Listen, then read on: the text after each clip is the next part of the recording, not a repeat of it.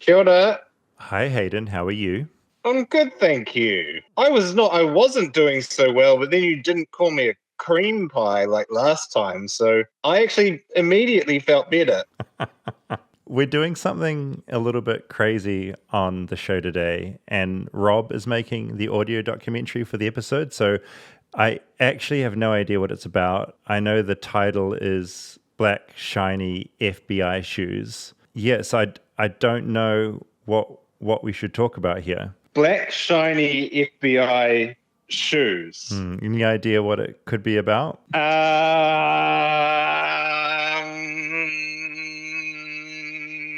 Man, that is rough. I have no... do you guys have particularly shiny shoes compared to the rest of the world over there? Like, does he think that we don't have shiny shoes in New Zealand? I'm almost certain that I have seen shiny shoes in New Zealand. We are a bare feet people, but I don't know what our law enforcement situation is like. And generally, I think the law enforcement over here is shoed. So I don't know. Is that unique to America? Shiny shoes? Have you seen a lot of shiny shoes over there? Well, look, these are all really good questions. It is a really intriguing episode title, I think, because it makes you want to know more, doesn't it? Not really.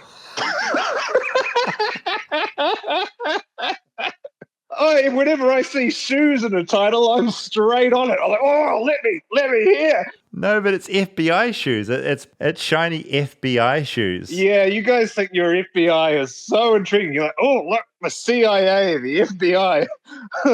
Everyone in the world wants to know about them. How about we make 400 movies about the CIA? Because everyone wants to know. Look, all they do is overturn legitimate left-wing governments in countries around the world and do fascism at the moment. I mean, those are kind of two interlinked things, but that seems to be what most of the enforcement services in America are devoted to right now, just oppressing anyone that shows a hint of brownness. So I'm glad that they have shiny shoes while they're doing it. They're probably going to be scuffed from kicking an immigrant at some point, but, they probably get them right back polished up. Good stuff on your country. I'm David Farrier, a New Zealander accidentally marooned in America, and I want to figure out what makes this country tick. And this time, I have absolutely no idea what this episode is going to be about. Cue theme song.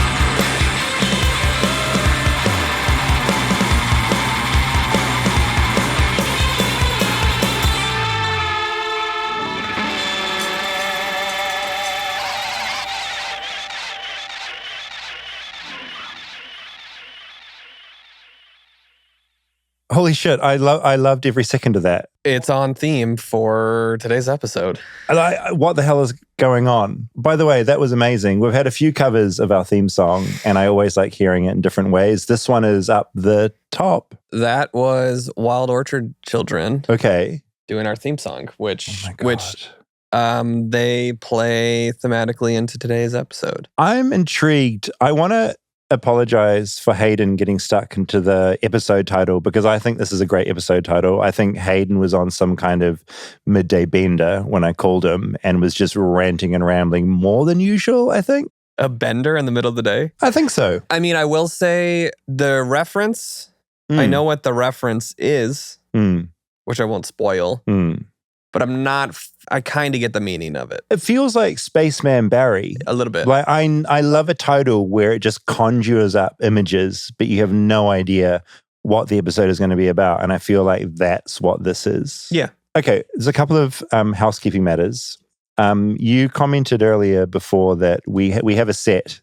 Yes. And if you're watching on Spotify or you watch on YouTube, You can see the set, and you mentioned that... Whoa. I think what we should do is maybe have like an I Spy type game. Oh, okay. See what people can find. Yeah, there are some things in the set. We were pretty intentional with sticking things around our set. There are things in the room that you might find interesting if you're watching. And we've been waiting for people to message being like, what is that? Or what is it? It hasn't happened.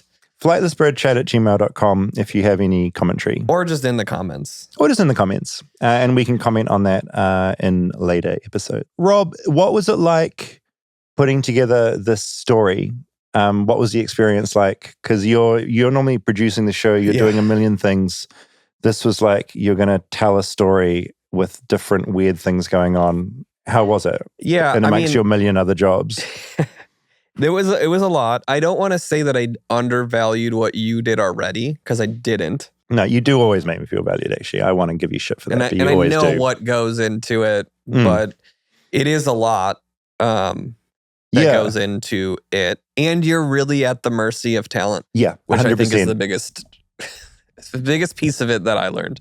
Yeah, something, I was talking with a friend that just casually listens to Flightless Bird sometimes, and you forget that if you're not making the thing and you're just listening, you don't really think about how crazy it is to make this 20-minute sort of bit of storytelling.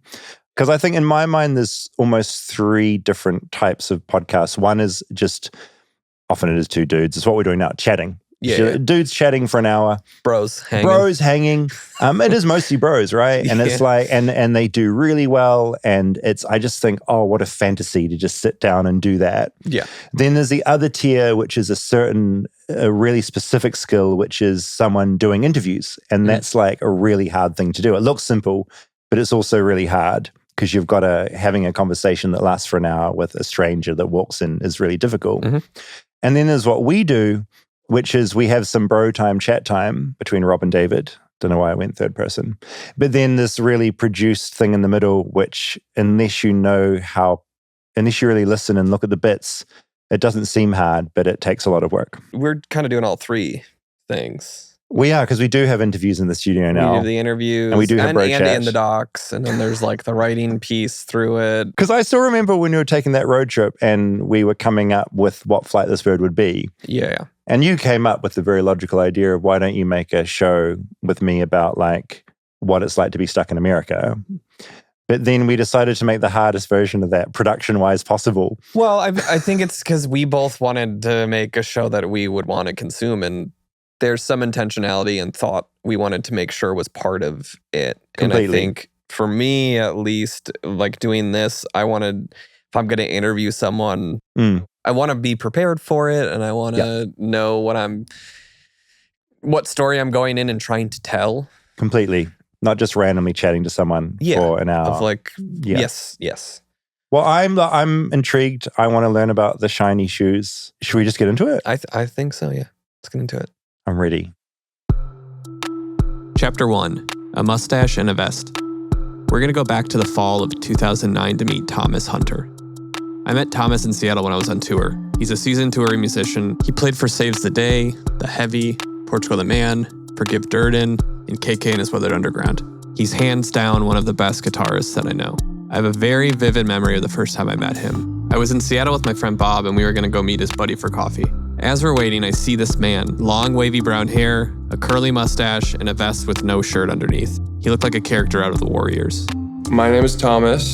Sorry, I'm kind of bad at time, but you're talking about like the shirtless guy with the mustache walking down the street. Like, until 2014, I was like a severely strung out junkie. So a lot of my interface with reality is a little gooey. Thomas starts telling us about this new band he's playing with. They just finished recording an album. They were called the Wild Orchid Children. He shows us the band photo they've just taken. It's them standing at the top of a hill in Washington, giant redwood trees around them. They're all dressed like colonial men from the 1800s, and there's a giant puma sitting in the middle of the photo. So I was an active heroin addict. I was married to a person who I think didn't even know that I was an active heroin addict. I was an absolute creature. Also, during that time, I was eating acid mushrooms and MDMA every single day. So I was kind of walking around in a very heightened state. That's kind of what was happening at that time. I think Wild Orchid Children was really fun because I think I felt insane, and KK was kind of this like flower child, happy. It was like a family. We all lived together, and we lived in a house like right in the heart of Capitol Hill. And I just think that like Wild Orchid Children was kind of like a representation of, we were like, oh yeah, we're these flower people. Everybody's wearing like fucking, feather earrings. And I think some of us were like, yeah, but we kind of also are creatures. Like I felt very dark. And I think we just wanted to kind of like do something where we could be really, really insane. And so we did that. And I think it felt really good, but it also was like easy to just, I was like, okay, I'm this now. Like I can be this. So I was acting like that, I think, on the daily. Thomas's voice slows here a little. You can feel how much of himself he poured into that chaos. How the noise and wild energy of Wild Orchid Children mirrored what was happening inside of him.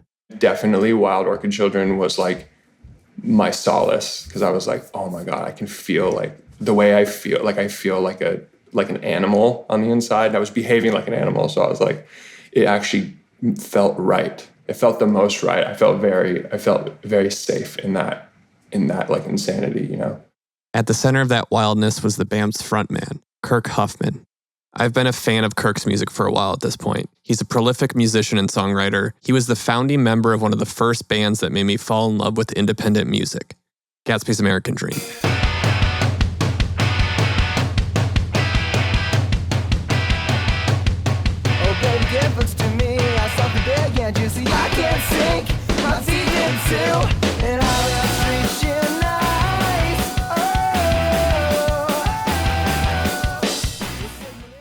And Kirk was constantly reinventing himself in his music, going on to create this silky indie jazz band, KK and his Brother Underground.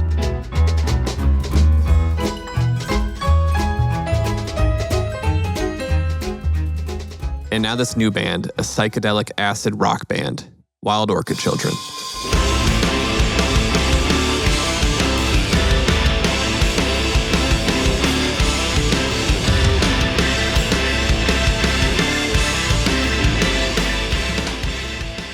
I remember meeting Kirk, and I thought he was a dick because he was like super late and showed up and was just like such a space cadet. But I always loved him. You know, I always loved his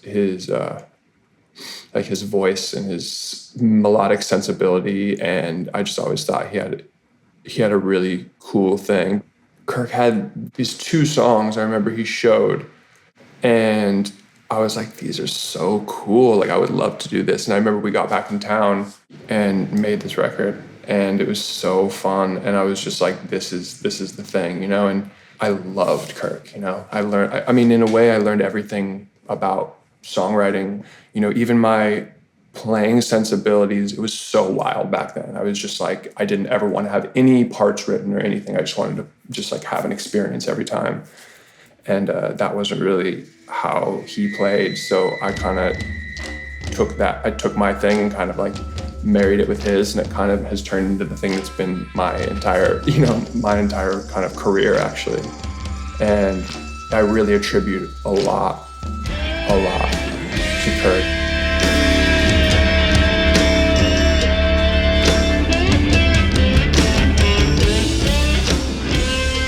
Chapter 2, From Static to Soil. My name is Kirk Huffman. I'm a musician from Seattle, Washington. I've been in bands Gatsby's American Dream, KK and His Weathered Underground, Wild Orchid Children. I co-produced Portugal the Man's Censored Colors. Can you tell me how Wild Orchid Children became a band? Wild Orchid Children started with the same core group of folks that were involved with KK and His Weathered Underground. So Thomas played guitar in KK. We had met Kyle. We got a little in the weeds talking about the band's backstory, but let's get back on track. But we were always kind of talking about we missed being in rock bands. We missed getting catharsis out of doing loud music. So we went and recorded our first 4 or 5 song EP, the Elephants EP. Okay, so this isn't the emo music part 3 episode, so let's get to the real reason I'm telling you about these bands. I want to introduce you to Tom Pfaeffle. Tom Pfaeffle is a renowned sound engineer from Seattle, Washington. He's worked with bands like Nirvana, Aerosmith, Iron Maiden, and the Black Crowes. And Tom was like a road dog. So he was the monitors engineer on the Nirvana In Utero tour. He was the front of house sound engineer for Queensryche. But most notably, he was kind of famous for being the audio engineer for like the Iron Maiden 1986 stadium tour they did, which is kind of like known to be like one of the best sounding tours ever. No longer a road dog, Tom began teaching at the Seattle Art Institute. He was the professor of the engineering audio recording program at the time. I met Tom through actually Casey Bates. Casey had gotten really interested in engineering and producing records. And so he had started to take a course at the Seattle Art Institute. And so Bobby had basically had a demo of, I think it was Badlands. It was like, this is going to possibly be some of the new Gatsby material. And then Casey was at school and showed it to Tom. And Tom loved the song. I was just like, who the heck is this? These are your friends? What the heck? And basically set up a meeting with Casey and Bobby. I was just like, I really like the song. Do you have more songs? And so Tom offered basically to kind of help Casey co-produce and be the kind of executive producer, just kind of oversee us recording new material, which is what Tom would do. You just kind of like motivate you and help you figure out the process of completing whatever your idea was. This kicked off a long-lasting relationship between Kirk and Tom Pfaeffle. Kirk was in his early 20s, beaming with potential, and Tom stepped into his life as a mentor and a guiding force, someone who encouraged him to pursue his musical ambitions. So he really kind of entered as this father figure. Oh, 100%. For me personally, too, Tom was in my life around the same time that my parents divorced. And so there was definitely like at least a 2-year gap where communication between me and my dad was pretty sparse. And during that time was when I was spending most of my time with Tom. So yeah, not only did it take over like a musical father figure, but there was definitely a lot of, having that type of figure in my life when my dad and I were just, a little estranged, when the divorce between my mom and him was still fresh. Bands evolve, music scenes change, but for the people who passed through Tom's world, the lesson stuck, the belief that this was more than just sound. I very much know I'm never going to stop, and I think that was one of those things that Tom just instilled in me is like, man, you love this, you're good at this, just do it. And I'm still doing it, so yeah, I still have it with me. And Kirk's wasn't the only story like this. Tom was this legend in the music scene in Seattle. Every venue you would go into, if you walked up to a sound guy and asked them how they got started in audio, they'd more than likely say, I went to the Art Institute with Tom Pfaeffle. It is crazy the amount of people that are working in audio engineering that were taught by him. It's like, dude, you had a hand in like the infrastructure, which sometimes is way more important than who did what album. I do think like his biggest contribution is just to people like me who just found something that they knew they wanted to do for the rest of their life in his program or by meeting Tom, and then stuck with it and like gone and done all their wildest engineering dreams. He was a true teacher, you know what I mean? I don't know if he would say this about himself, but I think his life like really was dedicated to service in a way. Chapter 3, Tom's Legacy. Tom Pfaeffle owned a studio out in Black Diamond, Washington called The Tank, about an hour southwest of Seattle. So you could fit a lot of people there, and that was the whole idea when Tom built it, was you would have bands book the time there, and then you would also have bands with the ability to stay. We would always, stay out there for weekends at a time. So when you would go out to the Tank, it became just this experience because you were there 24 hours a day. Tom would let you do whatever you wanted. So there were times where you're working till 2 or 3, and then he just goes and like crashes, and all of a sudden he's up at 9, and the whole studio smells like coffee, and he's back working, and then you wake up and he's like, you want to get to work? And yeah, so it's just this thing that's happening because you're all there, you can't leave, and it was cozy. It's where the KK and His Weathered Underground self-titled record was mixed, and where Wild Orchid Children recorded their first EP and the album Alexander Supertramp. I think once all the KK guys started being around Tom, because Tom would do a lot of our live sound because it was such a shit show. We had like 12 or 15 people on stage. You'd bring your input list and stage plot to the sound guy who's like the in-house guy at every venue, and they'd like have a fucking panic attack. So Tom was just like, a true professional. Everybody had that same experience that I had that first weekend, where he's just recognizes your talent, encourages you, and not only encouraging you, but helping you figure out a way to get all those things done. And so it was just, the other thing too is like he mixed the whole KK album pro bono. And he just did that because he just thought like this album should be heard. That was the thing. Tom had so much to do with why our band started to kind of do well, is because he made this DVD for us, like just out of pocket. And it was so cool. And then somehow like Carson Daly got a copy of it. And we hadn't even put a record out yet. And he had us come out and play the show. It's June 2007, and KK and his Weathered Underground makes their national television debut on Last Call with Carson Daly. Our next guests are making their TV debut on the show tonight. They're performing Hey Mama, which you can find on their DVD, KK and his Weathered Underground, live from the Pretty Parlor. Here they are, KK and his Weathered Underground. For an 11-piece band, the sound guy is essentially in the band. He's as integral to the performance as Kirk and Thomas are. But walking into Last Call, about to do sound check, they're told otherwise. The guy was like, no, like we don't do that. We have our own sound engineers. Like we would never let another audio engineer come and, do our thing. We finally get to the point where it's stage call. We're all getting out there, doing our thing.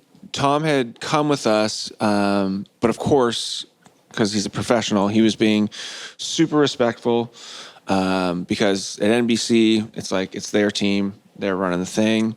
He was just kind of standing around, introduced himself a couple times. It's like, oh, I'm just their sound engineer. I'm just here. If you have a question, ask me. Otherwise, I'm just a fly on the wall. And so he and the sound engineer started shooting the shit. And the sound engineer was like, well, just come up, check out the sound gear, in the studio. Went way above all the fucking shit that's in a fucking live taping studio. And as I come back in here in the control booth, so they disappeared for a while. And all of a sudden, I kind of see way up in the shadows, but it looked like Tom was on the board. And I was like, well, that's crazy. And Tom comes back to like the green room, and he's telling us that basically he was up there checking out all the gear, talking specs. And the guy had asked him like, what, did you do sound back in the day? And so Tom was like, oh yeah, started listing some shows. And I think Tom brought up the Iron Maiden tours that he did. And the guy was like, whoa, hold on. You did the sound at Iron Maiden, Hollywood Bowl. Dude, that was the show where I was in audio school, and I was like, this is the best sounding thing I've ever fucking heard. And he was like, it floored me, man.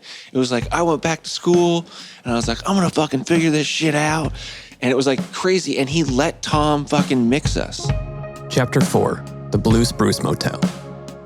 When I tell Kirk I want to do an episode covering what happened to Tom in July of 2009, he tells me I need to connect to journalist Trent Moorman. Trent worked at a newspaper, The Stranger, and covered Tom's story extensively. My name is Trent Moorman. I was introduced to Tom Pfaeffle covering Seattle music as a writer for The Stranger. I interviewed Tom about mixing and mastering the KK record and working on Wild Orchid stuff and his Tank studio in Black Diamond. It's July 2009, and we're going to Twisp, Washington. Twisp is a small town with a population of less than 1,000 in north-central Washington state. As I understand it, Tom had just finished the school year. KK had just gotten off the Me Without You tour. And Tom had really wanted the BMW i3. It's like the little coupe that they had in the Bond movie. And I remember Valerie, his wife, because he talked about it a couple times, and she would just be like, it's the most illogistic car. It fits you and I. We have 2 kids. You're the third kid from the previous marriage. There's no trunk. It's like the silliest car. But Tom just really wanted, and he found a guy who was like, had a crazy deal on one, had low miles, but he was just kind of all the way out near Twisp. Also near Twisp that weekend is the Winthrop Rhythm and Blues Festival. Tom, Vale, and some friends decide to make a weekend of it. They'll see some music, and Tom will finally get his dream car. Stay tuned for more Flightless Bird. We'll be right back after a word from our sponsors. Support for Flightless Bird comes from Bombas. Now, at this time of the year, it's sensory overload absolutely everywhere. But one feeling that we're all chasing, I know I am, cozy. And Bombas has the socks, the slippers, the tees, and basically everything to get you there. Yeah, it's getting cold, and I like having socks keep me warm. Yeah, it's getting so cold. I'm always shocked in Los Angeles, specifically when it gets cold all of a sudden, because it's sun, and then you're freezing. I come from a place that gets very cold, but having been in LA for this long, I've gotten pretty pathetic with dealing with cold. So like getting cold here is dipping to like 55, 60. Which is so silly. That's like shorts weather in Chicago in the spring. But there's something weirdly therapeutic about putting warm socks on. Oh, I love it. I love it. The sock scientists at Bombas have found a way to channel that energy into everything, from slippers with sinking cushioning to satisfying weighty tees. And that feeling doesn't stop after just one wear. It keeps going. And also, we haven't even gotten to the best part. For every pair of Bombas you purchase, Bombas donates one to someone facing homelessness on your behalf. So anytime you get something cozy for your feet or to wear somewhere else, someone else does too. So I can't wait. It's getting cold. I'm going to be putting on my thicker Bombas socks. Can I tell you something very personal about me? Please do. Last night, I wore socks to bed. It sounds ridiculous, but I wore Bombas socks to bed because it made me feel cozy. And I'm long, so sometimes my feet will like stick out extra long. Little socks on, I think I slept better, I got to be honest. There's nothing sexier than a man in socks. Head over to bombas.com/bird and use code BIRD for 20% off your first purchase. That's BOMBAS.com/bird. Use code BIRD at checkout. Support for Flightless Bird comes from Shopify. Now, if you've been online shopping recently, you may have noticed a purple Shop Pay button and how easy it makes buying something online. What I bet you didn't know, unless you've listened to this ad before, is that purple Shop Pay button is the telltale sign that a store is powered by Shopify. And newsflash, Shopify doesn't just make it easy to buy things, it makes it really, really easy to start a business as well, no matter what your experience is. There's a reason that purple Shop Pay button is so loved. Yeah, my favorite part about that shop button is it has all of your payment and shipping information saved. So you're on your phone and you're browsing and you want to buy something, but your wallet or purse is in the other room. You see that purple button? Everything is right there. You don't have to go get up and get everything. It makes it incredibly easy. And another thing I learned, Shopify is the commerce platform behind 10% of all e-commerce in the US, from household names to brands that are just getting started. And if you're getting started, Shopify can give you that leg up from day dot with hundreds of beautiful, ready-to-go templates to express your brand style and forget about any nasty code. So spread your brand's word with built-in marketing and email tools to find and keep new customers. And did we mention that iconic purple Shop Pay button that's used by millions of businesses around the world? That's why Shopify has the best converting checkout on the planet. Your customers already know it and love it. So if you want to see less carts being abandoned, it's time for you to head over to Shopify. Sign up for your $1 per month trial and start selling today at shopify.com/bird. Go to shopify.com/bird, shopify.com/bird.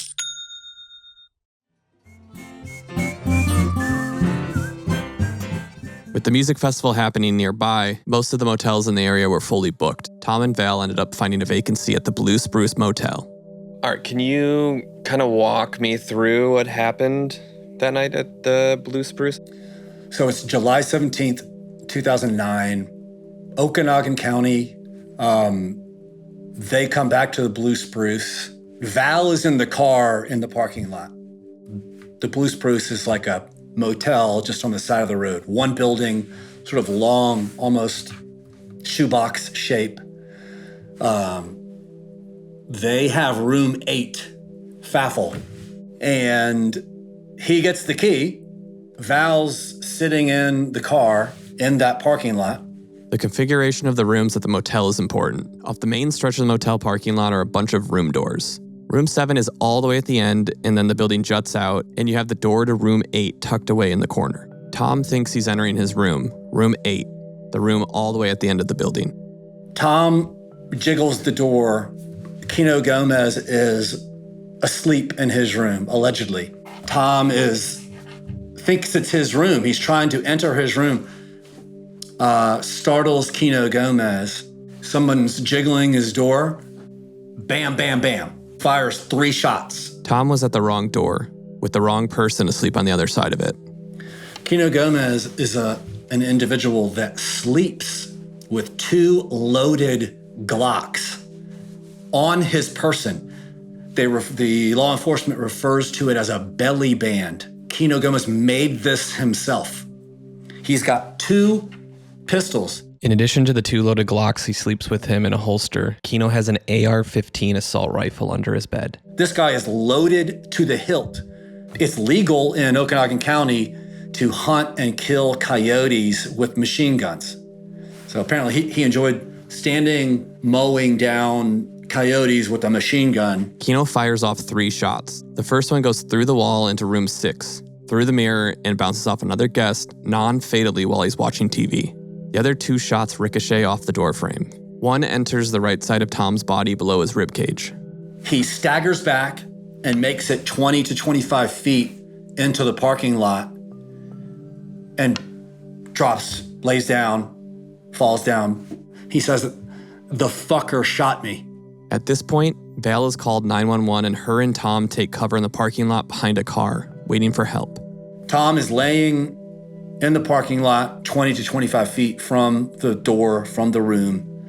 And because Kino Gomez has barricaded himself in the bathroom and won't come out, the police will not let the ambulance and the EMTs get to Tom's body. Chief Balin is on the phone with him, walking the guy down. Hey, we got a guy out here that's bleeding to death. We need to get you out of the room. And Kino Gomez says, these are the guns that I have. When he realizes he's talking to law enforcement, they get him out of the room. He has his hands up. He does surrender himself peacefully. I want to say it takes them 50 minutes to get Kino Gomez out of the room. So he's shot at 10:40 p.m. They don't get him to the hospital till 12:36. Almost 2 hours. The hospital staff was preparing to airlift Tom to a nearby hospital in Seattle when he was pronounced dead, due to the amount of blood he had lost. Chapter 5. Kino Gomez. Who is Kino Gomez? Kino Gomez is 5'4", 150 pounds, brown eyes, black hair. He is an engineer for the roads department for King County, Seattle, Washington. We know that Kino Gomez was staying in room 7 at the Blue Spruce Motel on July 17th, 2009. We know that Kino Gomez was armed with 2 Glocks that he wore in a belly band holster, that he had an AR-15 assault rifle, and a stockpile of ammunition for hunting coyotes. So there's also another issue with the doorknob. Mm-hmm. Apparently it was janky. It's an old motel. All the doorknobs are probably janky. Well, he doesn't feel safe. So he does the chair under the doorknob. Aside from being armed to the teeth, Kino had taken additional measures to ensure that no one could enter his room. But with all that said, Kino claims he was firing his gun in self-defense. He says that someone was trying to enter his room, that the door was opened, and a full silhouette crossed the threshold into his room in the middle of the night. So he is booked in the jail in Okanagan County the morning of July 18th. Trent speaks with Okanagan County Detective Carl Sloan about the case. The investigation, would indicate that the door did not appear to be opened, and that's also in line with the fact that obviously, the victim did not have the key to that room. Our position, in filing charges, we believe there was a factual basis to show it was homicide and not an accident, nor justified. Kino Gomez is charged with murder 1. The prosecutors wanted a $500,000 bail posted, but a judge steps in and lowers the bail, at which point Kino Gomez's family immediately posts the bail, and he is out. He's out of jail 2 weeks later. On September 4th, Kino Gomez goes missing. Before he can face a trial, before judgment can be passed, he vanishes, leaving only a note to his family. Trent has the note. He reads it for me. It says, "To my family, by the time you read this letter, I will be gone. I have taken a one-way trip to the mountains. It is where I belong. Over the years, I have contemplated the type of exit I will make, barring death by natural causes. This is the one I chose then. It is what I now plan to do. I voluntarily gave up on that fateful night because I thought I was in the right. It was a big mistake.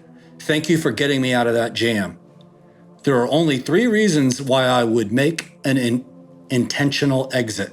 1, losing my freedom. 2, becoming an invalid. 3, dying from old age in a nursing home. Lose my freedom? Lose my gun rights? I'd rather be dead. Society's sheep will never comprehend the principle. This is a very good time for me to go. I still have my health. By my standards, I have lived an exceptionally good life. I'm actually amazed I have lasted this long. Anyway, from what I have personally observed so far, society has already condemned me. The media, the bloggers, the police, the justice system, none of whom witnessed the alleged crime, already hung me. Hell, the justice system has even likened my crime to that of Charles Manson's, for crying out loud. Well, just for spite, I shall deprive society of the circus it so bloody craves. The bearded lady quit. As usual, I am packing 2 pieces, a 4013 TSW and a 6906 for backup. It will be quick and painless. Let no one get in my way. I will not be very kind. Despair has now changed to anger. I regret I had caused you the embarrassment, the financial burden I cannot possibly repay, and the grief. I am sorry. You all take care, and please take care of redacted. Kino. Kino Gomez has skipped bail, taken his guns, and disappeared into the mountains with the intent to shoot himself. He's warned authorities not to get in his way. He's angry, armed, and dangerous. Obviously, there's speculation based on his own letter that he may have committed suicide. But at this point, we don't have a body, nor do we have him. So we are operating under the presumption that he's still out there somewhere. There's a lot of speculation about Kino Gomez, and honestly, a lot of things don't add up. Trent spent a lot of time digging into Kino, trying to piece together who this guy really was. But to me, this story is never meant to be about him. It's about Tom and the legacy that he left behind.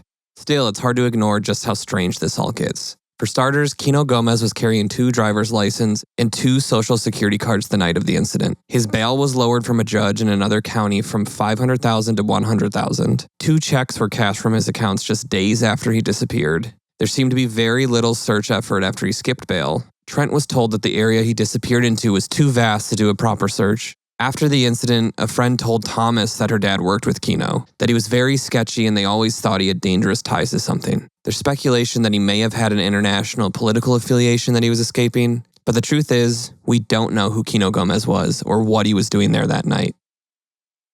Chapter 6, The Aftermath. Do you remember where you were when you found out what happened to Tom? We're all headed to the KEXP thing. We got in the van. I had like half a KK in the van. Everybody else was meeting there separately. I was in the car and I was just like, you know what? I'm going to call Tom and just like let him know like we're back. We were on Cloud 9. The Me Without You tour was like every fucking show was sold out. Didn't expect him to answer and he didn't, obviously. And I just left him a message and I was like, hey, Tom, like we're back from tour. Just want to let you know, like fucking the tour was amazing. So it was like, let's start talking about the next record and just kind of what we want to do. And so I just left him like a fun message. And then it was like maybe a minute or 2 later, Rachel called my phone and I'm assuming, she's at KXP. So when I answer, she's like lost it. And I have no fucking idea what's going on. She finally gets a hold of herself and she's like, Tom was shot. He's dead. And I just like was stunned. And we were like 2 blocks from the KXP parking lot. And so I just like hung up the phone. I didn't even know what to say. And Aaron, our drummer, was in the passenger seat. He was like, what's going on, man? And I was just like, Tom's dead. And it was just like, boosh, silence in the van. We pulled in. Everybody's like losing it. One of the DJs at the time, kind of a close friend of the band's, Hannah Levine, just walked up to me and she was like, you guys don't have to do this. I was like, no, we need to do this. And so then it was just like, yeah, everybody went into like fucking blinders on, plugging stuff in. Is this where this line goes? Is this yet? Okay. Like, check this. And it's just like so fucking weird. We just played the 3 songs, wrapped it up, and then everybody just, headphones off, just, it was just so intense. Chapter 7, Black Shiny FBI Shoes. A week or 2 later, the Wild Orchid children play the Capitol Hill block party in Seattle. But I remember that performance being insane because we were super emotionally riled up, and it didn't happen until we started playing. And then I remember Thomas and I like looking at each other at one point, and it was just like, it's fucking on. What started as grief turned into something else. Defiance, catharsis, maybe even rage. And that's when you guys play the song Black Shiny FBI Shoes? That song's like 17 and a half minutes? It's like a 17 and we would open our shows with it. And sometimes we would only have like 20 or 25 minute sets. And sometimes we would get a little carried away. And I think this was maybe one of those shows where we got carried away.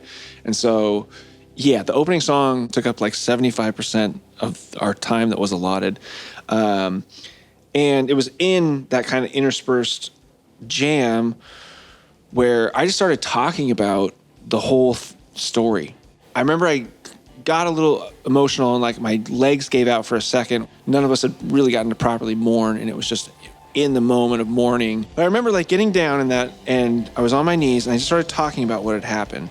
And then, you know, coyotes were part of like the Wild Orchid Children lore, but I was just talking about like, you know, kind of like, oh, you're such a tough guy with your rifles to shoot coyotes and stuff. And I was just in my thing.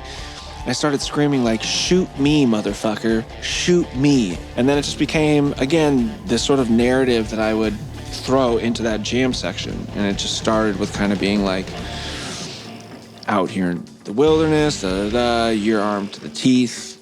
And then we get into the like, where are you? Like, come out here, motherfucker, shoot me. Like, you sat behind a door with a chair barricaded behind two locks with all these fucking guns, and you couldn't just like, deep down inside, you're nothing.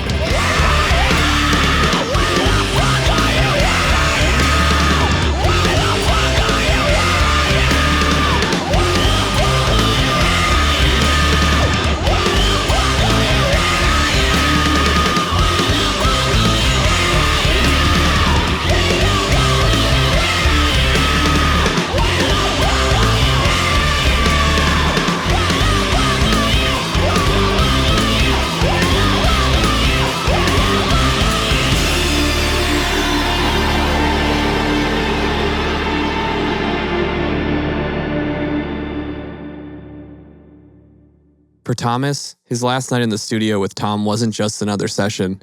It was the moment everything clicked, but no one knew it would be their final session with Tom. In the weeks that followed, the music they'd made together became something heavier, a final collaboration that none of them were ready to let go of. He was just like such a light, and he just felt like such a safe place, And I also remember the last time I ever saw him was really special. We were making the Wild Orchid Children record because, we were like, I would say probably like 85% of the way done, give or take, when he passed. And we had finished like this, whatever run of studio time we were doing with him. And then I think we had to go on tour. It just was that thing that that happens. And I just thought that it was the way music felt. And now I value it so much because like I've been involved with so many things since then where this feeling doesn't happen. It's like you are kind of like finishing a session or finishing a record or finishing whatever. And we just were like, this is it. And it was for us. Like, whether or not it was for anybody else doesn't matter. Like, we were just like, this is the best thing that anybody has ever made. Like, we really felt that way. And Tom was on board with it. I remember he was like drinking a bit, and he wanted to cook for us. And he was like, he was cooking on the barbecue, and he was like breading jarred oysters in panko and then cooking like surf and turf, like cooking steak and stuff. And he was just drinking, and we were all like so burnt out. And I was like, I don't think I can eat like fried, homemade fried oysters. So Tom was just like going into the house. I remember he was smoking a cigar, and like the kids were there. Wolfie and Athena were there, and they were probably like under 10 years old at the time, which is just like so cute for this story, but also like so sad for the events that came right after that, Yeah. And it was just this like outpouring of joy from him, and he was so excited, and it was so cool to see this guy that we all looked up to, and this guy who was like had done so many cool things to us, to be so excited about this thing. It just gave us so much confidence, I think, and we were just like, this is it. if Tom thinks this is it, you know? And, you know, I'm still just so grateful for that. A few weeks later, the laughter would be replaced by silence. Friends gathered again, but not in the studio. This time at Tom's memorial. Everyone's mourning. And then additionally, you're just kind of like, you're seeing the public jump on board and stuff. And then you've got gun nuts defending this guy. Just kind of a mixture of emotions. And I know by the time we got to the memorial service a few weeks later, it's just the vibe. Tom's memorial was one of the harder memorials I've ever been to, in that a lot of Tom's older buddies were angry, and, you know, he had a lot of just like, guys from the 70s, man, we're rocker. His audio buddies who were like funny dudes when they would show up at the studio and stuff, and you could tell like, man, I bet Tom and that dude in the 1976 were a riot. But, you know, they're talking about it at the memorial. Like, the memorial was just wild. And then his buddies would be like, yeah, if I find Kino Gomez, I'm going to kill him. Just like, dude. Like, so it's just hard. And I don't, you know, I still tell people, I don't think I've ever really, like, done the, like, proper mourning. Because it was like, you're trying to mourn. You're trying to tell the newspapers how important this person was to you and what a tragedy it is that we lost him in the way that we did. So it's just a juxtaposition of all the feelings. Of looking for kind of justice, but then also trying to mourn him. Yeah.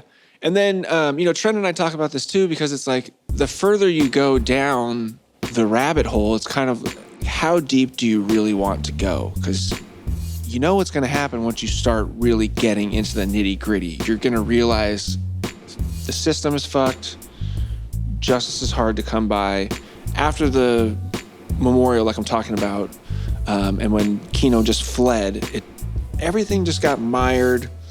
Everybody had different feelings, and then there's no resolution. How far do you want to go? Do you really want to get to that point where you're realizing, like, oh, we may not get justice for this? How will that make you feel once that's the realization after trying to seek it for so long? There's no closure for a story like this. No explanation that makes sense of it, and no verdict that can balance a life like Tom's. We don't know what fate Kino Gomez met, who he really was, or what he was really doing in his motel room that night. But what we do know is that Tom left behind an immeasurable impact, one that still moves through studios and venues across Seattle. A generation of musicians and engineers who found their calling because of him. He showed them that sound wasn't just something you captured, it was something you shared. And in that way, Tom's story didn't end in that room. It just changed frequencies. Stay tuned for more Flightless Bird. We'll be right back after a word from our sponsors. Support for Flightless Bird comes from Helix. Now, look, we've been talking about this a little bit lately, how cold it's getting, because it is getting very cold, and we're spending more time indoors, often in the bedroom and often in bed. And that's why we're talking Helix mattresses, because it's the perfect time to invest in a new mattress where you're going to be cozy and warm at night. Yeah, there's nothing better than when you're cold, just getting kind of wrapped up in a comfortable bed. Oh, it's the best. I sometimes, when I'm going to bed, if I'm particularly tired and I'm heading towards my Helix mattress and my duvet and pillows and all the rest of it, I sometimes like laugh with excitement and glee, knowing that I'm about to be horizontal on my Helix mattress. Helix Sleep's quiz matches you with the perfect mattress based on your personal preferences and sleep needs, which makes buying a mattress very easy. Yeah, I took the sleep quiz about 3 years ago now, and I'm still on the same mattress, and I'm very, very happy. It is award-winning. Helix is the most awarded mattress brand, tested and reviewed by experts like Forbes and Wired. Very fancy. Go to helixsleep.com/bird for 27% off site-wide. That's helixsleep.com/bird for 27% off site-wide. Make sure you enter our show name into the post-purchase survey so they know that we sent you. helixsleep.com/bird. 27%, that's a good deal. Support for Flightless Bird comes from Naked Wines. Now, I've always loved a little wine, and I'm very excited to have Naked Wines on as a sponsor. If you want a yummy little drink to go with your dinner, think about Naked Wines. And have you ever walked into a store and had no idea what wine to get when you want a little wine with your dinner? I'm exactly the same. And I've stopped wasting time at the grocery store staring at a giant wall of wine and not knowing what wine to pick. Nothing says holiday season like a roaring fire, a cozy sweater, and a glass full of red wine. Yeah, that's the great thing about Naked Wine is they bring you amazing wines straight from the winery at up to 60% less than what you would pay in store. They cut out extra costs like middlemen markups. Winemakers can pass those savings on to you without skimping on quality. Yeah, so Naked Wines is a wine club that directly connects you to the world's best independent winemakers, so you get world-class wine delivered straight to your door. Use our code BIRD for the code and password at nakedwines.com and get $100 off your first order. That's 6 bottles for just $39.99. Now is the time to join the Naked Wines community. Head to nakedwines.com/bird, click enter voucher, and put in code BIRD for both the code and password for $100 off your first order. That's 6 bottles for only $39.99 with shipping included. That's $100 off your first 6 bottles at nakedwines.com/bird and use the code and password BIRD for 6 bottles of wine for $39.99.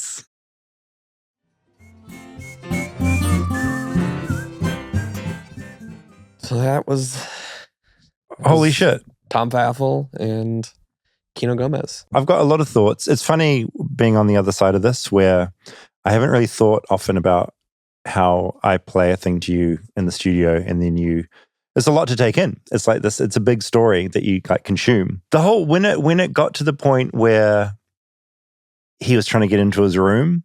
Yeah. Because I've jiggled the wrong door before, like at hotels, and I've been in janky motels. Like I feel I've done that and jankled the wrong door. That I got goosebumps at that point. Yeah, you don't think the other side of that is... No, you don't think of the other side of the door, and I never envisioned that. But then, of course, we're in America, and he happened to get the worst room imaginable. We have got someone who's armed up in an almost cartoonish way. Yeah, for hunting coyotes. Yeah, like he's sort of like a Rambo character that he stumbled on where he's got a gun under the bed, he's got 2 strapped on him. And then that happens, and I got so frustrated when he is there bleeding and no one can get to him. Like that was infuriating. Yeah. It was horrible. I mean, I heard this story from Thomas that first time that I met him. It was almost, how long would that have been? It would have been 15, 16 years ago. Yeah. And like, it still stuck with me. Mm. And that's why I wanted to have these conversations with Kirk and Thomas and then Trent. Well, you need all the, like every character in that brings a different aspect to that man's personality and what he was capable of. Yeah. Because he's also just struck me as one of those people you meet who is just one of those mavericks who everyone kind of loves, and he pulls everything in. Well, and to see him meet such a random, unfortunate fate, like that, I mean, even though he had a pretty storied career and had done a lot, like he had more in him. There was more in him, and he was still like bringing in this generation of musicians and kids too. And no, just the senseless nature of it. Yeah. Wait, for clarity, going back to Hayden's anger at the title of this episode. So just for some clarity in the name. So Shiny Black Epi Shoes was the song title. Yes. Can you just talk me through like what the emphasis was? Well, so I've got one of these for you. Holy shit. This is the record. It's an amazing cover, by the way. It is stunning. The art direction in this is crazy. So the second song, I mean, the back, they've got buffaloes. The second song on this record, so you can see produced by Tom Pfaeffle at Tank Studio in Black Diamond, Washington. The second song is Black Shiny FBI Shoes. And it's like almost 18 minutes long. Right. And this is the song that they played at that festival. After his death. And it was where they really kind of grieved and like processed what they could. Came out from it. And there, I mean, in this song, you can hear him yelling Kino Gomez. Yeah, and knowing the story, like if I just listened to that track, I wouldn't catch that name. But knowing the name, you can hear it being screamed at the end. So it's the track from this album about Kino and kind of what happened and the weird speculation of who he was, like how he got away with what he did. Were the allegations floating around that somehow he had some sort of links where the FBI potentially wouldn't go chasing him in the woods? Was that kind of a concept? Yeah, allegedly it was like maybe he was seeking political asylum from another country. I see. Right. Who knows if it was an alias that he was under or what. But to clarify, like nobody ever found, never found him. Obviously, it's a big space out there, but also not arrested. Nobody, so no closure for family and friends and all that kind of thing. And just still this crazy unknown of who was this. Completely. And I feel like so many good stories have that where there's still this unknown. Yeah. I hate to refer to this as like a good story, but you don't get, like real life doesn't have closure in it. No. Like it's open-ended and messy and horrible. Well, and talking to all of these people about it too, you can kind of feel that. Yeah. That none of them really got the closure. And even like Trent, Trent went and stayed at the motel. He slept in the room that Kino was in. Right. Room 7 and like in the bed. And they still like had bullet holes in the door frame that they didn't fix. No, it was a cheap ass little motel. Yeah. And like he had poured all of this into it and he had started to feel like some people were like, why are you looking so much into this? You should maybe stop looking into this. No, you're looking for closure. You're looking for something that makes it make sense, right? Yeah. And then like he doesn't have it. And like he has like all these people from Tom's life and friends that are like counting on him to tell this story and what happened. And there just really isn't. It's just open-ended. There's the other thing that struck me where at the memorial, where you're obviously just trying to grieve your friend and colleague, there's all this other dialogue going on at the time, whether it's online or on public access radio, about like from gun enthusiasts being like, this is a maverick guy. Yeah, stand your ground. It reminds me, there's been a story in New Zealand that happened recently where essentially, and I might be butchering the details because I wasn't across this, but essentially a father kidnapped took his 2 or 3 children out into the New Zealand forest, and he kidnapped his kids and went and lived on the land, and his partner was appealed to the news being like, I want my kids back. And the end of the story was that there was a standoff. He started, occasionally he'd appear and he'd rob a store so he could keep living in the bush. He ended up being shot by police. But this narrative emerged over that time where not everyone, but a certain portion of New Zealanders assumed that there must have been something wrong with the wife. And this man is if you've seen Hunt for the Wilder People, this idea of this like maverick dad taking the kids bush when the situation was awful. Like these kids were in like winters kids shouldn't be in the bush for years. Yeah. But it reminded me of that because there's this narrative out there from people that would see this guy as like an armed hero, like hunted by the law, and off he goes into the bush to disappear. And it's crazy to think that there's any kind of glamorous nature to that side of things. Yeah, I mean, when essentially that letter he wrote, there's a reading of that where you could be like, oh, you're a maverick. You're going on your own way. You're a coward who's running away from any kind of accountability and giving all these people closure. Well, and clearly there was some like paranoia and I don't think anyone that I've talked to about the story thinks that like he was targeting Tom or any of this. No, it was a random outburst. Reckless man with a ton of guns that he shouldn't have had in his motel room. Also, I know this is just an aside, but hunting coyotes with assault rifles. Yeah. It's crazy. It's that side of America still gets me. We are like, oh, that's a normal thing to do. The funny thing, when I first talked to Kirk about this, coyotes started popping up everywhere. Just like, that's such a motif for that band and through the story. And then we're just like following me.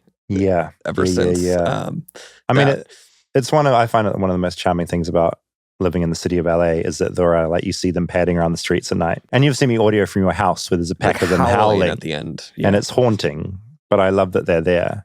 Certainly don't want to mow them down with a assault rifle. I mean, Jesus. Yeah, I don't know. It's that thing of you don't know how. I always think about stories like this. You don't know how your own life is going to end. Like he was just going to go into his room, and then that happens. Yeah, and I feel like that's kind of around the corner, and you never know where it's going to be. Don't like that concept. Also, getting out of getting out on bail. Yeah. That is a wild thing that feels like it shouldn't happen when you have killed somebody. Yeah. And I mean, it didn't seem like any of the police reports, like Trent had so much compiled too. Oh, the journalist crime Trent scene legend. photos, police reports that I read through a bunch of. Yeah, right. That he sent over, and like I don't think there was any question from anyone about what he had done. It was reckless and that it shouldn't have happened, and that there was any logical basis and reason for killing somebody for self-defense in that or for situation. Self-defense. Yeah. And yet, with the bail bond system here, just pay enough money, get him out, and he chooses to run into the hills, and we never see. I mean, that's the thing. You start thinking about this. He could still be alive up there, right? In some little cabin. That's another weird thought. That was the other weird thing, was the fact that the bail was lowered so much. Where there was he was like 500,000 down to 100, that like a judge from a different county stepped in and lowered it. For what reason? That's not something that normally happens. Yeah, right. And then Trent did interview, he sounded like Yosemite Sam, the guy that runs the motel. And he had sent some audio over that didn't end up in the doc. But all the speculation that man had of what had happened. And like Kino's truck potentially was seen crossing into Canada long after that. And like maybe he fled to the Philippines. Right, not even fled where he said he was going to flee, but somewhere completely different. Yeah. How did you find that process? Because part of what I love about journalism is being able to listen to those conversations and those things. It's kind of incredible, right? Like getting that insight into a very specific story. Yeah, no, I enjoyed it a lot. And I mean, it's also felt like a pretty special story. So the other part of me is like, I don't know how, if I were doing what you do every week, of like, all right, what's the next one? Well, it's a bit like that sometimes. It's like it's trying to capture all those facts and find a way to tell it to people that makes sense and to have all those elements. Like to make the story you told, you had to have so many elements in that for it to make sense. Also, that journalist, he was like a very Hunter S. Thompson kind of a vibe. Like his little bucket hat I think he was wearing, his hair, everything about him. I love him. I love those kind of characters. Trent was great. Thanks, Rob. Yeah. Holy shit. If you've got any feedback, if you know where Kino is, that sounds so tacky saying that, but you know what I mean?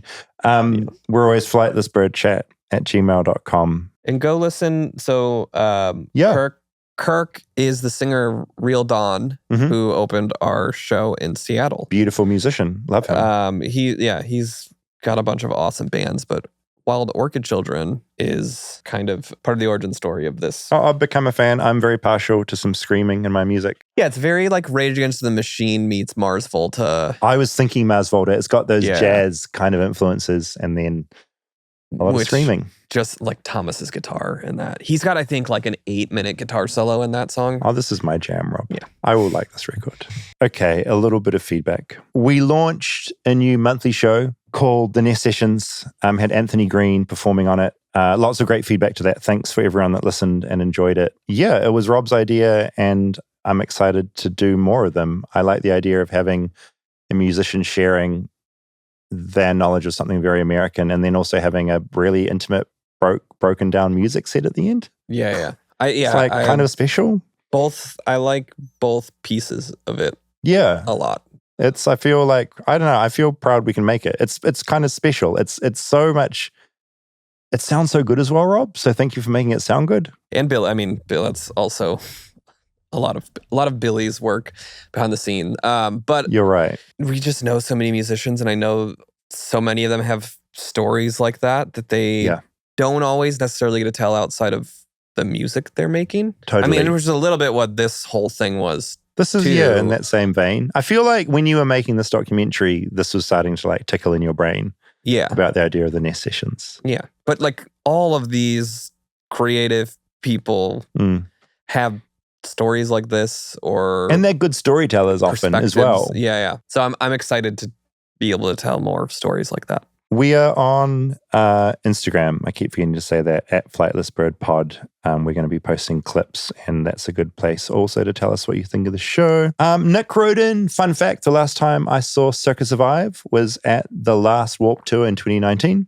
on the beach in Atlantic City, and during the final chorus of their last song, he asked the audience to crowd surf into the ocean next to the stage. He climbed into the crowd as the band was jamming out, and eventually we successfully threw him into the ocean. Love him. What a legend. That sounds very Anthony.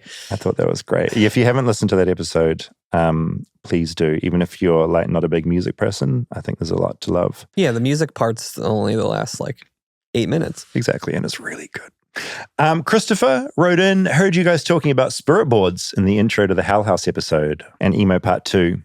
And also, did you happen to know the curse story of the Bedlam and Goliath album by the Mars Volta? Rob, you and I both love the Mars Volta. We're going to see them. Yep. Not too long. So Chris wrote, basically the guitar player Omar bought a spirit board in Jerusalem while they were on tour and gifted it to the singer Cedric. The board, called the Soothsayer, was said to have been inhabited by 3 different spirits. They collectively named themselves Goliath. The spirits talked to the band members through the board. During the time of them having this board, several fairly large misfortunes started happening to the band members. One left the band and tour from financial hardships. One had a foot injury that required surgery. The home studio flooded, mysterious power outages, etc. There was a mental breakdown. Omar ended up destroying the board and buried it, hoping to get rid of the perceived curses they were experiencing it. Omar will never tell where it was buried, even though it's rumored that Cedric wanted to retrieve it. Sounds like we've got our Mars Volta topic. Kind of. If we get Mars Volta in here for nest sessions, Ouija boards. How perfect is the Mars Volta feedback for oh my this episode too? Lauren, as soon as Chris started to play the guitar in the episode, my heart sank into nostalgia and I almost felt weepy. I was 13 when the song came out. I'm 38 now, and it's still on my favorite playlist. The part where he belted out "Your hair, it's everywhere" gave me full body goosebumps. Thank you for sharing this gift with us. I wish I still had Napster so I could pirate this acoustic version and listen to it over and over again. Well, thankfully you have it on YouTube and Spotify, so you can listen over and over there. Kara wrote in, when Rob mentioned the Hell is Real billboard in the Hell House episode, my ears perked up because I thought you were talking about the infamous Ohio sign on the the I-71. I now realize that it's not the one you were talking about, so after some digging, I believe the origin might be the same. The billboards were erected by a man called Jimmy Harston beginning in 2004. I guess God told him to put up signs that made people question where they would end up when they died, much like the Hell House does. So they're an Ohio staple, apparently. I just wanted to give you some local lore from a lifelong Ohioan. Love the podcast. Can't wait to listen for all eternity. Yeah, there's versions of them, like having road tripped around the country. There's definitely versions of it. I actually believe we have a similar billboard in New Zealand. Yeah. Not that phrase, but... You'll also see like some that are just like posts with a piece of wood with like Bible verses that like every couple... Oh, they'll give you like a new... There's a whole slew of them. Do you follow like the verse as you drive along? Yes. It's one way to get the message of heaven through to people. Jess said this week's Hell House episode unlocked a really weird memory at our high school. We had a group called SAD, Students Against Destructive Decisions. I thought it was Students Against Drunk Driving in New Zealand, but I might be wrong. Did you have SAD at your school? Not that I remember. Anyway, basically, members of the club in South Florida would paint their faces to look like they were dead and would spend the entire school day in silence. They wouldn't speak or interact with anyone. Even during lunch or class, they would sit at their desk like a zombie. It was meant to symbolize the consequences of drinking or doing drugs. Just another normal American pastime. Yeah. I guess Americans are used to finding creative ways to scare you into either accepting Jesus or not drunk driving. Yeah. I think not drunk driving is a bit more valid. I thought this one was quite funny. Hannah from Ohio wrote in, a local church would put on a Hell House every year. It was always packed and you had to wait in line for at least an hour to get in. The plotline I most remember was about a teenage girl who meets a catfish in an online chat room who she thinks is a teenage boy. When she meets up with him, she learns he's actually middle-aged and he shoots her to death. Unhinged. So just another Hell House plotline. Oof. Ed from Spring Green, Wisconsin. I was listening to the Hell House episode and wanted to let you know 2 things hit home for me from the intro, which are both influenced by the podcast. First, There is a Rosabelle, the chicken. I attach a photo of Rosabelle, the chicken, at our back door. There she is. Wow. She's beautiful. Named after our Rosabelle? Named after our girl Rosabelle. Wow. We took the name from the show as it's in line with the more traditional female names we give our girls. What if the chicken's name was Roosevelt? Whoa. No, you very specifically said Rosabelle. Is it spelled correctly? It is spelled correctly. Wow. First time I've seen an American write-in spelling it correctly. Thank you for that, Ed. Laura, longtime fan of the show and new fan of Quince clothes thanks to your advertising. Okay, come back, Quince. Give us more money. My mum passed away. I got a new jacket. Got a new jacket? It's just showed up. Thanks, Quince. My mum passed away in September after a brief illness. My sister and I were caring for her during her hospice period, and I had the overnight shift with her. About 2 weeks before she passed, while she was still very lucid, she started seeing shadow people. She'd tell me when they were in the room with her, and that she was not afraid of them. The closer she got to the end, the more she knew about them. Sometimes they would stay for a while. Sometimes they would just walk in and out of her room, and I can often hear her talking to them at night. I should say this feedback is because Rosabelle talked about ghosts at the beginning of an scary episode. Feedback. If you're wondering why this feedback is coming in. The night before she passed, I was sleeping in her room with her and she started to rub her hair. When I asked what she was doing, she said, I need to get ready. The following morning, right before she died, she asked my sister to open the window. We told her it was open and she said no wider. She died about 10 minutes after that. For the next 2 weeks, everyone in our family had experiences where they thought they felt her, saw a sign, a half rainbow over her house where there was no rain. I found an earring in the storage unit we were clearing out that I had on the day she passed and thought I'd lost it. My daughter hearing my mum's favorite song on the radio, etc., etc. And then just like that, it all stopped. I'm not sure how to explain it, but I just knew she was gone and at peace. I'm not sure I believe in heaven and hell, but I definitely think there is an afterlife. Maybe you become universal energy, but watching my mum go through her final days and not be afraid made me believe there is more than just this life. And as a hardened atheist, I thought that was pretty cool. You said agnostic. Agnostic, you're right. Yeah. I'm being dramatic. Different. Yeah, I think that I hear those stories and I'm like, yeah. I'm fully on board and believe those stories too. Yeah, you and me both. Yeah. It's because it's outside of like being told from a book what is real. Yeah. Just that was an experience they had. Yeah. And it sounds beautiful and special, and I react to it. I guess I'm also less inclined to the like haunted house type stories too, of like an apparition living in my attic that I hear drag a chair. Feels more Hollywood. Yes. I hear that, and it feels honest. There's an honesty to it that I and so I thought that was, yes, thanks Laura for sending that and in. like an impact that it's it's helping grief for completely. The family and that is almost the opposite to your doc today, where it's like that is a form of closure that's like quite beautiful and is present. Last bit of feedback I'm going to read from Mark. He started with a great opening. Hello, Bravid. Of course, because I am a brave person and called David. I think we've debunked that. He says, that was Rosabelle's reaction to the nickname. Mark says, I'm actually not American. I'm a Canadian brother from the North. Long-time listener, first-time caller.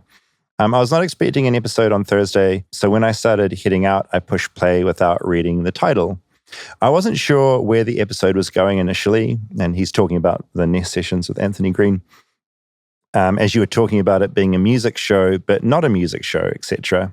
But then you jumped in feet first with the addiction questions, which kind of floored me. Again, I didn't read the description, just push play. As I was traveling to my therapy session to deal with my opiate addiction and withdrawal symptoms, the overall message and delivery really landed with me. I share the same views about NA and AA and felt a lot of support hearing what he was able to get clean without them. Also, the nuanced discussion about good versus bad addictions and the societal norms. I needed this podcast today more than you could have ever known when you produced it. I'm now 36 hours off opiates and feeling positive about myself and the future. I thought that was fucking cool. Thanks, Mark, for writing in. It's good to have a foreigner, a Canadian, listening to the show. And best wishes with all of that. It's the dream, right? We can make something and it connects in a way that is impactful. Yeah, I mean, that's the hope of hearing stories like that from Anthony, is that people realize that they're not the only one with those stories. And he was such a good storyteller. Yeah. Thanks, Mark. If you have any feedback, it's always flightlessbirdchat@gmail.com. We're on Instagram. What is it? Flightless Bird Pod? That sounds right. Yeah, Flightless Bird Pod on Instagram. And we will see you next week. Next week.